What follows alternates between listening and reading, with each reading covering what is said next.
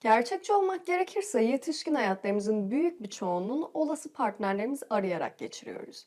Tüm o romantik filmler, şiirler, estetiğe, kozmetiğe, kıyafete harcanan milyarlarca lira. Aşk dediğimiz kavram dolaylı ya da direkt olarak hem ticari hayatı hem de sosyal hayatı yöneten bir olgu aslında. Ve tüm bu çabaların sonucunda eğer şanslıysak o özel kişiyi bulduğumuzu sandığımızda psikopatça bir neşe haline giriyoruz.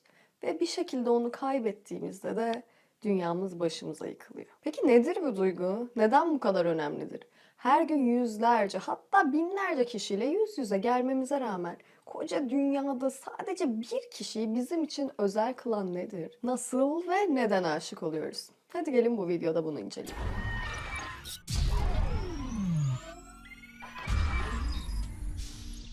Aşık olduğumuzda beyinde serotonin, dopamin, nöroadrenalin gibi hormonların salgılanması, varlığında bağımlılık etkisi yaratması ve yokluğunda büyük depresyona sürüklemesi nedeniyle bilim adamları tarafından bazı yasa dışı keyif verici maddelere benzetilir. Bir insanın sevdiği, deliler gibi aşık olduğu kişinin fotoğrafına baktığı zaman beyninde gördüğümüz tepki, kokain çektiği zaman elde edilen etkiye çok benziyor.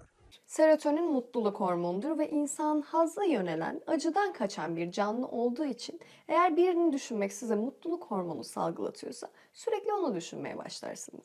Yapılan araştırmalara göre aşık olduğunuz o en yoğun günlerde her 5 saniyede bir aklınıza sevdiğiniz kişinin yüzünü getirirsiniz. Dopaminin ise ödül, mutluluk, hafıza ve dikkat gibi etkileri vardır. İşte o aşkı uğruna dağ deldiren, çöl açtıran hormon dopamindir. Onu gördüğünüzde kalp atışınız hızlanır, açlık hissetmezsiniz. Aslında kısa süreli ve süper kahramana dönüşmüş olursunuz. Ama bu hormonlar ve bu yaşayış hali insanüstü bir durum olduğu için aslında sonsuza kadar sürmesi mümkün değildir. Çünkü bu sağlığınızı bozar. Uzun süreli onu düşünerek yaşayamazsınız ya da uzun süreli sadece heyecan hissettiğiniz bir hayat süremezsiniz. İşte aşkın bir son kullanma tarihinin olması aslında sağlıklı olmamasından kaynaklanıyor. Yani aşk bittiğinde sorunu kendinizde aramayın. Bu insani bir süreç aslında.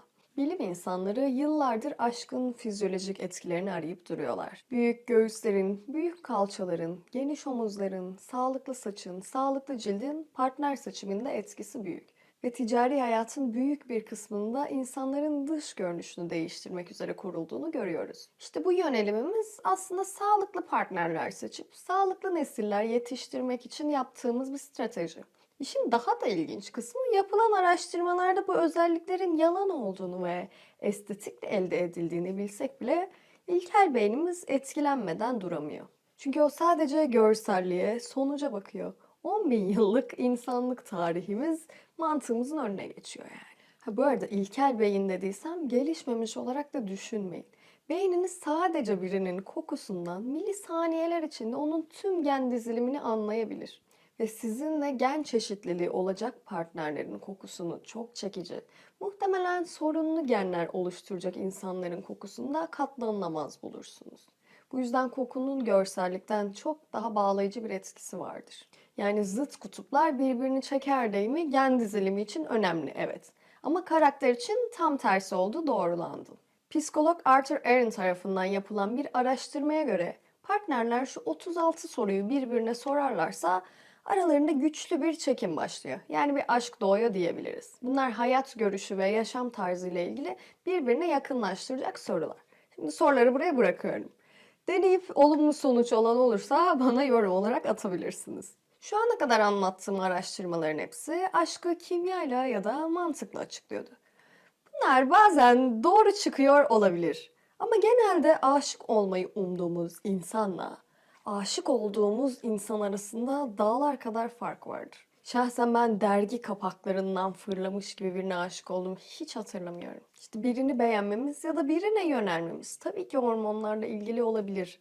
Ama birine aşık olmamız ve yoksunluğunu hissetmemiz daha çok psikolojiyle ilgili. Yani artılardan çok eksilere bakmamız gerekiyor. Eksik Parça diye ödüllü çok güzel bir kısa film buldum. Eminim bu çizgilerden oluşan animasyon bugüne kadar yaşadığınız birçok ilişkiyi anlamlandıracak. The Missing Piece Meets the Big O by Shel Silverstein.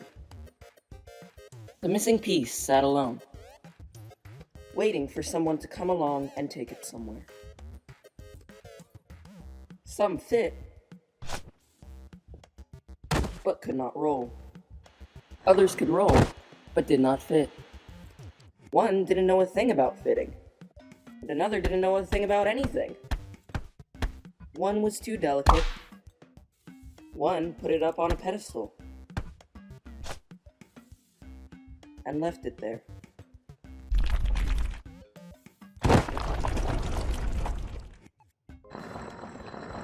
Some had too many pieces missing.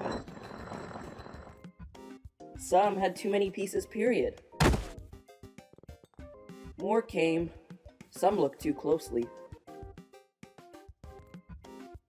Others rolled right by without noticing. It tried to make itself more attractive. It didn't help. It tried being flashy. But that just frightened away the shy ones.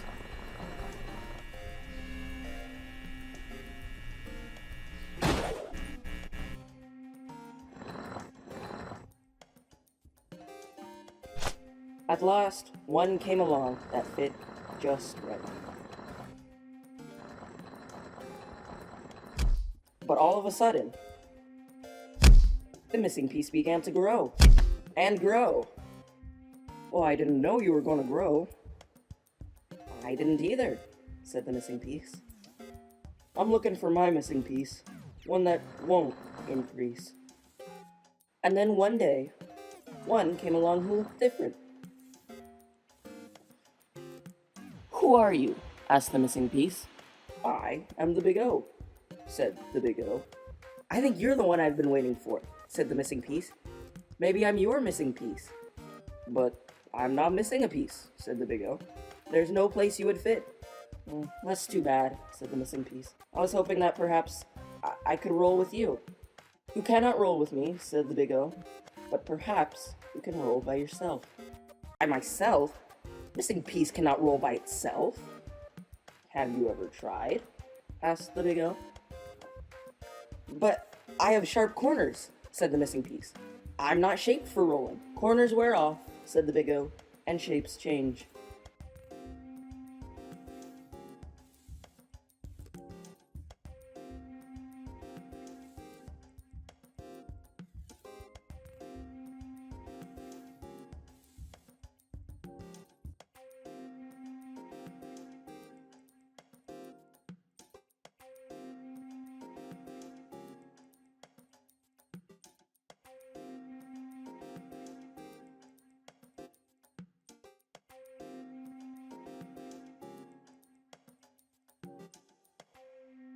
Evet, gerçekçi olmak gerekirse kimse doğar doğmaz büyük O'yu bulamıyor. Kimse kişisel gelişimini tamamlamış olarak da doğmuyor. Hepimiz insan ilişkilerini anlamlandırmak için mecburen o eksik parça sürecinden geçiyoruz. Yani biz aslında kendimizi tamamlayana kadar gelecek çocuklarımızın gen çeşitliliği ve sağlığındansa kendi eksikliğimizi tamamlayacak partnerlere yöneliyoruz.